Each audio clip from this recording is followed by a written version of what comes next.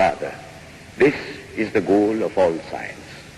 All science is bound to come to this conclusion in the long run. Manifestation and not creation is the word of science today.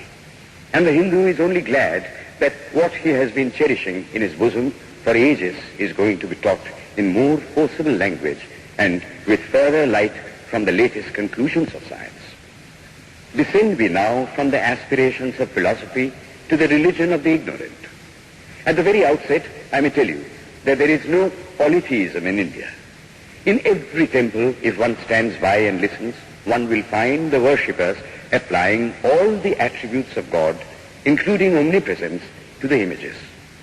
It is not polytheism, nor would the name henotheism explain the situation. The rose, called by any other name, would smell as sweet. Names are not explanations.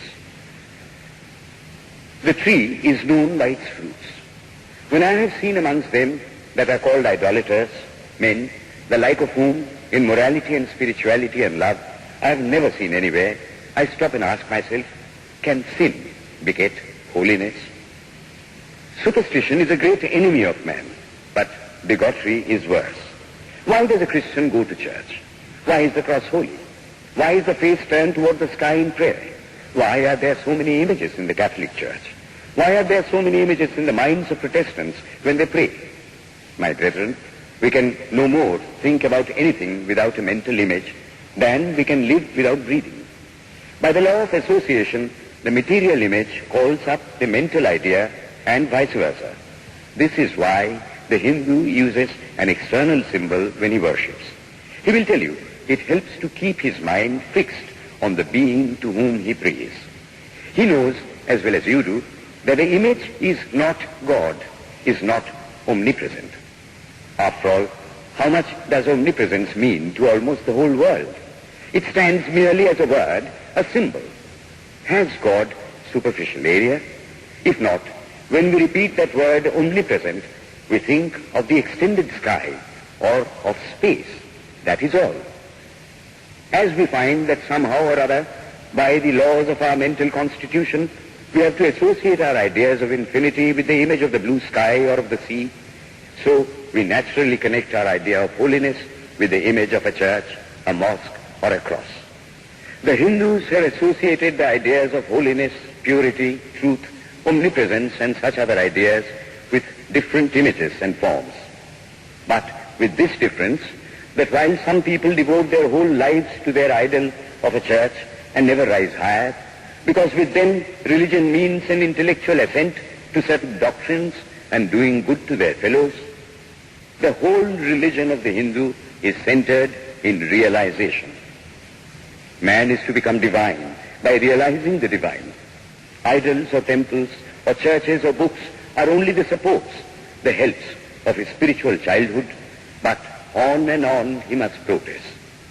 He must not stop anywhere. External worship, material worship, say the scriptures, is the lowest stage. Struggling to rise high, mental prayer is the next stage. But the highest stage is when the Lord has been realized.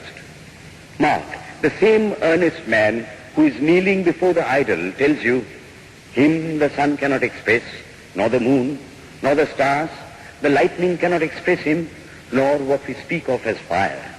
Through him they shine. But he does not abuse anyone's idol or call its worship sin. He recognizes in it a necessary stage of life. The child is father of the man. Would it be right for an old man to say that childhood is a sin or youth is a sin? If a man can realize his divine nature with the help of an image, would it be right to call that a sin? Nor, even when he has passed that stage, should he call it an error. To the Hindu, man is not traveling from error to truth, but from truth to truth, from lower to higher truth. To him, all the religions, from the lowest fetishism to the highest absolutism, mean so many attempts of the human soul to grasp and realize the infinite, each determined by the conditions of its birth and association, and each of these marks a stage of progress. And every soul is a young eagle soaring higher and higher, gathering more and more strength, till it reaches the glorious sun. Unity in variety is the plan of nature, and the Hindu has recognized it. Every other religion lays down certain fixed dogmas and tries to force society to adopt them. It places before society only one coat which must fit Jack and John and Henry all alike. If it does not fit John or Henry, he must go without a coat to cover his body. The Hindus have discovered that the absolute can only be realized or thought of or stated through the relative, and the images, crosses and crescents are simply so many symbols, so many pegs to hang spiritual ideas on.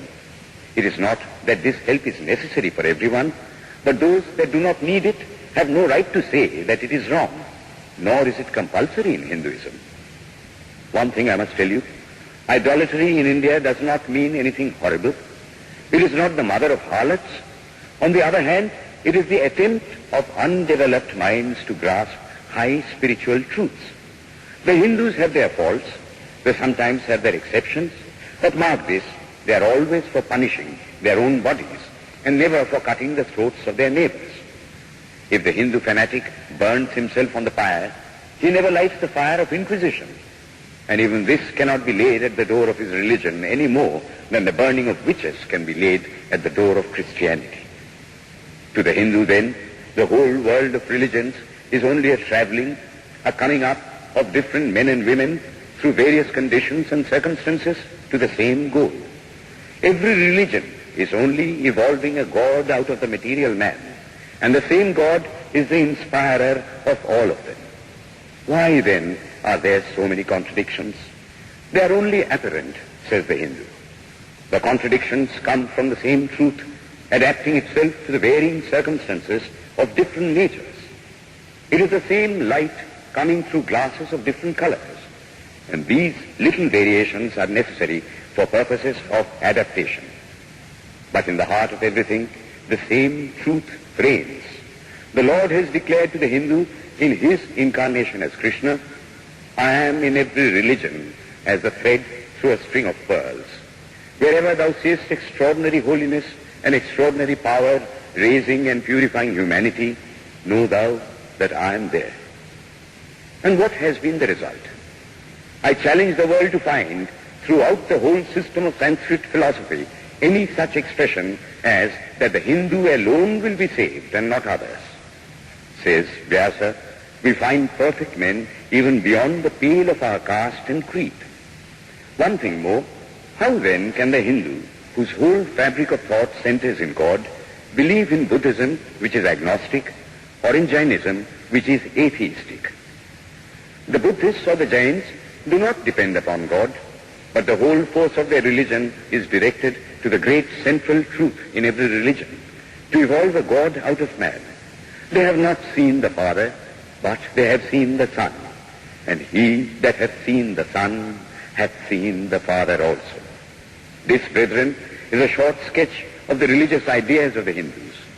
The Hindu may have failed to carry out all his plans, but if there is ever to be a universal religion, it must be one which will have no location in place or time, which will be infinite like the God it will preach, and whose sun will shine upon the followers of Krishna and of Christ, on saints and sinners alike, which will not be Brahminic or Buddhistic, Christian or Mohammedan, but the sum total of all these, and still have infinite space for development, which in its Catholicity will embrace in infinite arms and find a place for every human being, from the lowest groveling savage, not far removed from the brute, to the highest man towering by the virtues of his head and heart almost above humanity, making society stand in awe of him and doubt his human nature. It will be a religion which will have no place for persecution or intolerance in its polity, which will recognize divinity in every man and woman, and whose whole scope, whose whole force will be centered in aiding humanity to realize its own true divine nature. May he, who is the Brahma of the Hindus, the Ahura Mazda of the Zoroastrians, the Buddha of the Buddhists, the Jehovah of the Jews, the Father in heaven of the Christians, give strength to you to carry out your noble idea. The star arose in the east, It traveled steadily towards the west, sometimes dimmed and sometimes effulgent, till it made a circuit of the world, and now it is again rising on the very horizon of the east, the borders of the sun pole, 1,000-fold more effulgent than it ever was before.